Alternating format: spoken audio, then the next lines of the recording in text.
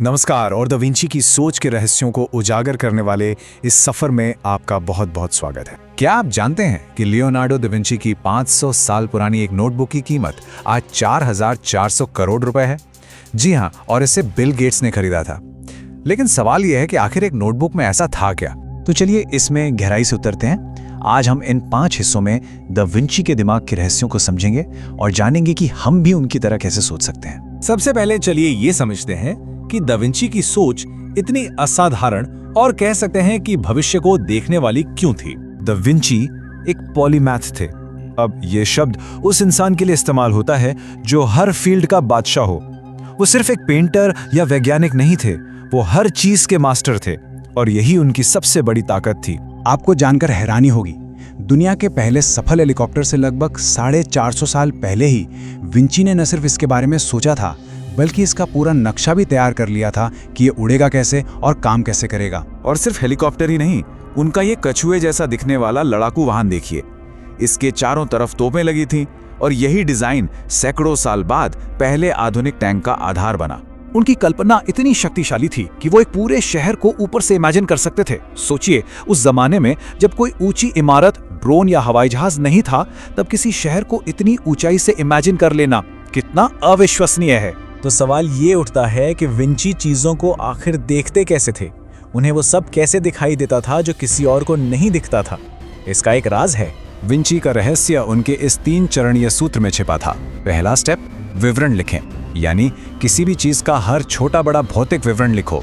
दूसरा स्टेप, प्रतिक्रिया लिखें, यानी उस चीज का दूसरी चीजों पर क्या असर हो रहा है उसे लिखो। और तीसरा, सबसे जरूरी स्टेप, प्रयोग करें। अपनी लिखी हुई जानकारी के आधार पर एक्सपेरिमेंट करना शुरू करें।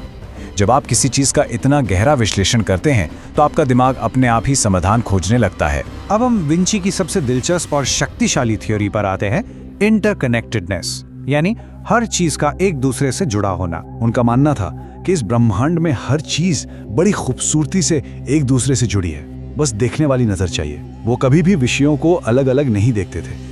उनकी नोटबुक में आपको फिजिक्स के एक्सपेरिमेंट के बगल में बायोलॉजी का स्केच मिल जाएगा। प्रकृति हमें हर जगह ऐसे ही गहरे संबंध दिखाती है, जैसे हमारे फेफड़ों की बनावट और पेड़ की शाखाएं कितनी मिलती जुलती हैं। या फिर एक अखरोट को देखिए, वो बिल्कुल इंसान के दिमाग जैसा दिखता है। विंची ऐसी ही समानताएं हर जगह खोजते थे। ये सिर्फ एक मजेदार बात नहीं है, आज की सबसे सफल कंपनियां यही तो करती हैं। वो 2 बिल्कुल अलग अलग इंडस्ट्रीज को मिला देती हैं और एक ऐसा शानदार कॉम्बिनेशन बना देती हैं जो सबके लिए दिलचस्प होता है। अच्छा, अब बात करते हैं उन लोगों की जो कुछ नया बनाते हैं, चाहे वो आर्टिस्ट हों, लेखक हों या कोई और क्रिएटर। उनके लिए विंची की एक बहुत ही जरूरी सलाह है। विंची का मानना था कि किसी भी काम में गलतियां ढूंढने के लिए उससे थोड़ी दूरी बनाना जरूरी है। जब आप कुछ समय बाद उस पर लौटते हैं तो आपको वो कमियां साफ दिखने लगती हैं जो पहले नजर नहीं आ रही थी। इससे आपको एक नया और बेहतर नजरिया मिलता है। और अब अंत में हम उस एक गुण पर आते हैं जो विंची और इतिहास के हर जीनियस की सफलता का मूल आधार रहा है। ये वो चीज नहीं है जिसके बारे में आप आमतौर पर सोचते हैं। ये कोई जन्मजात प्रतिभा या बहुत ज्यादा पढ़ाई नहीं है। ये कुछ और है, कुछ ऐसा जो किसी में भी हो सकता है। वो शक्ति है क्यूरियोसिटी, यानी जिज्ञासा।